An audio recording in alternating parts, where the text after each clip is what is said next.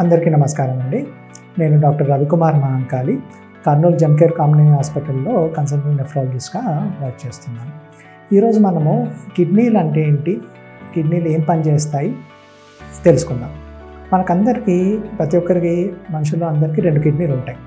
ఈ 2 కిడ్నీలు ఏం పని చేస్తాయంటే శరీరంలో ఉండే చెడు పదార్థం అంతా ఫిల్టర్ చేసి యూరిన్ తయారు చేసి యూరిన్ ద్వారా యూరిన్లో చెడు పదార్థం అంతా పంపించేస్తుంది. కిడ్నీలు చేసే అన్ని పనుల్లో ఇది ఒక పని. అంటే ఫిల్టర్ చేసి మన శరీరంలో చెడు తీసేయడం ఒక పని. దాంతోపాటు ఇంకా వేరే కొన్ని పనులు కూడా చేస్తుంది కిడ్నీ. ఏం పని చేస్తుందంటే కిడ్నీలో ఎరిథ్రోపాయిటిన్ అనే ఒక హార్మోన్ ప్రొడ్యూస్ అవుతుంది. ఆ ఎరిథ్రోపాయిటిన్ హార్మోన్ వల్ల మన శరీరంలో బ్లడ్ ఉత్పత్తి, అంటే ఎర్ర రక్త కణాల ఉత్పత్తి దానివల్ల జరుగుతుంది. సో ఒకవేళ కిడ్నీలు పనిచేయకపోతే ఎరిథ్రోపాయిటిన్ అనే హార్మోన్ తగ్గుతుంది.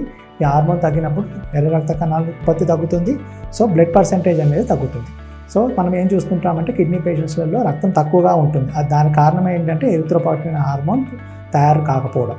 మూడవది, కిడ్నీలో విటమిన్ డి తయారు కావడానికి కూడా కిడ్నీలు హెల్ప్ చేస్తాయి. కిడ్నీలు పనిచేయనప్పుడు విటమిన్ డి తయారవడం కూడా తగ్గుతుంది.